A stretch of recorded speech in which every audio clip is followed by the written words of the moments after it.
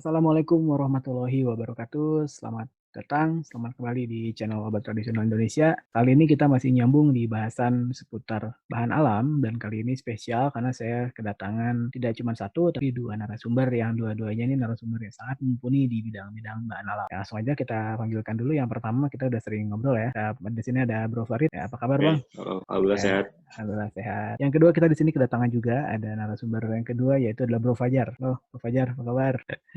Kabar baik. Wassalamualaikum. Alhamdulillah. Waalaikumsalam Assalamualaikum, warahmatullahi Bro. wabarakatuh. Kaku amat lu. Santai lah, nggak usah tegang-tegang lah.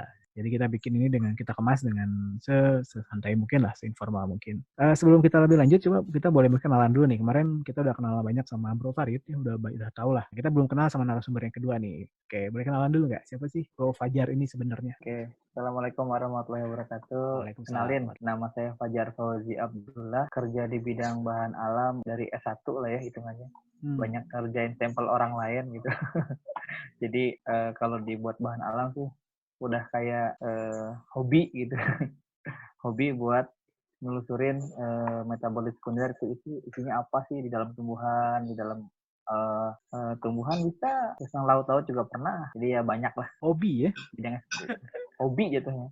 Bro Farid hobinya main radio kontrol, main remote control. Ini hobinya nyari metabolit, luar biasa. Oh, Passion ya bro ya. Oke, jadi hari ini kita mau ngomongin masih nyambung dari bahasan minggu lalu. Minggu lalu tuh kita sempat bahas tentang baru nyampe ekstrak sebetulnya. Nah, cuman hari ini kita spesial berhubung ini sudah mencapai episode yang keempat. Yes. Jadi episode kelima sekarang malah ya.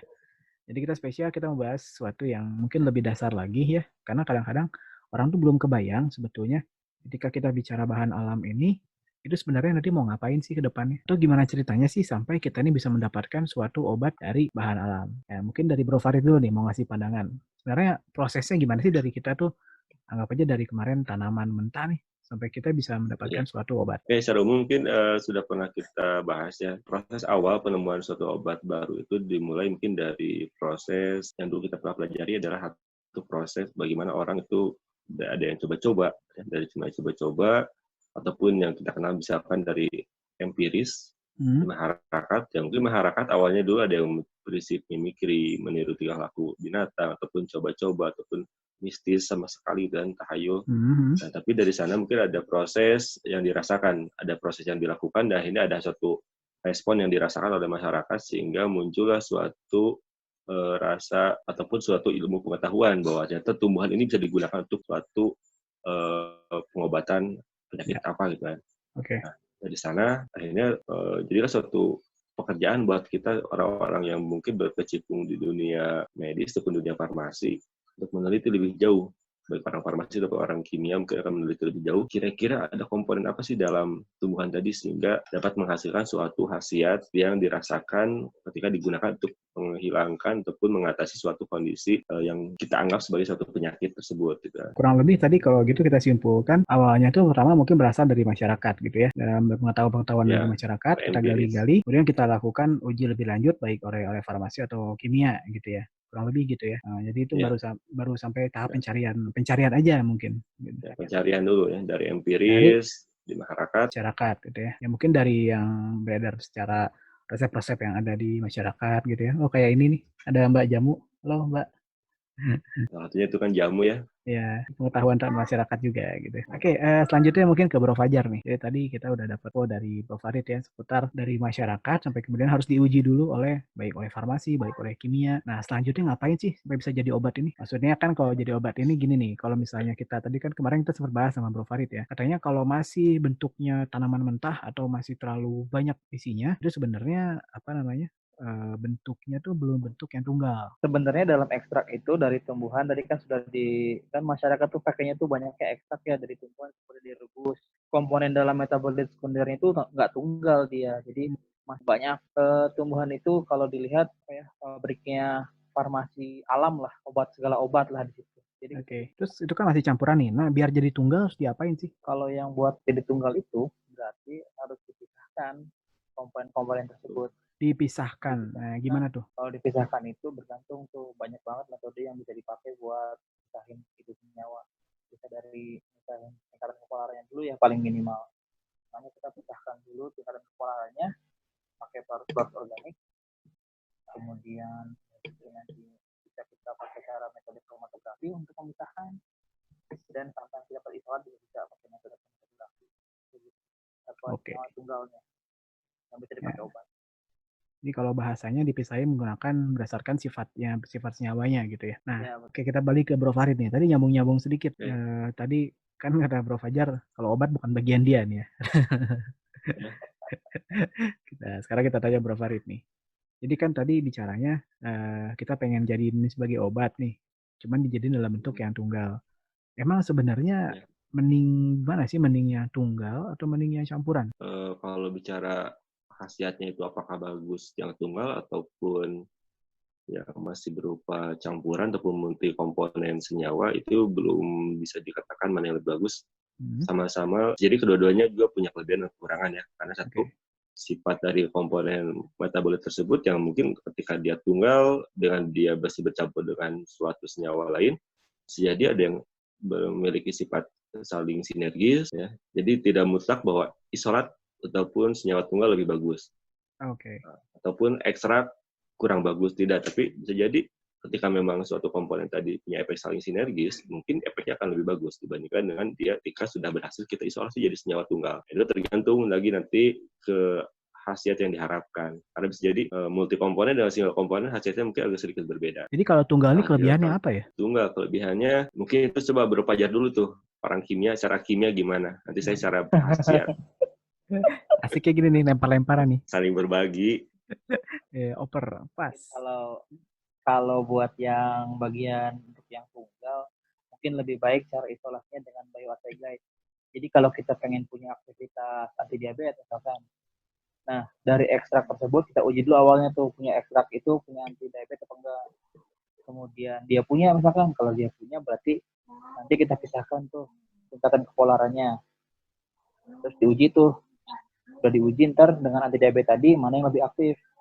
Nah, yang aktif tadi nanti kita kejar lagi tuh dengan cara pemurnian pakai metode kromatografi tadi. Kejar sampai nanti dapat senyawa yang betul-betul aktif terhadap aktivitas obat tersebut.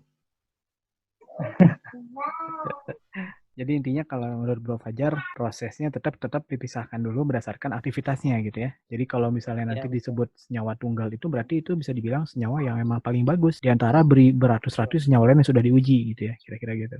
Iya betul, kira-kira. Oke. Jadi harus ada aktivitasnya dulu dengan siapa gitu. Ya, dia mau aktivitas apa? Berdasarkan bioassay guide tadi gitu ya. Gimana nih, Bro Farid mau nambahin nggak? Nah, malah kalau menurut saya kadang biasanya orang-orang kimia itu cenderung mereka mengisolasi dulu sebanyak-banyaknya isolat, baru diuji. Itu yang saya amati ya secara pribadi. Betul. Kadang kalau orang farmasi, biasanya kalau orang farmasi itu cari tumbuhan A, di masyarakat ada khasiat apa, secara empiris, dikaji, ekstraknya bagaimana diuji, ada aktivitasnya atau tidak, diekstrak atau lebih bagus atau lebih jelek antara ekstrak dengan misalkan dengan masih berupa rebusan ya, misalkan menggunakan pelarut yang organik ataupun menggunakan pelarut anorganik berupa air, itu jelas perbedaannya. Masyarakat ke air, kita misalkan pakai beberapa jenis pelarut organik yang lain, apakah lebih bagus ataupun jelek, kan seperti itu orang farmasi biasanya. Dan terkadang pada saat diisolasi itu, senyawa yang kita berhasil isolasi itu bukan senyawa yang aktif gitu kan, atau malah senyawa tadi pada saat sudah jadi isolat dia belum aktif. Terkadang akhirnya udah stuck aja di sana, nggak dilanjutkan lagi karena satu tidak berhasil menemukan senyawa yang ternyata diklaim aktif,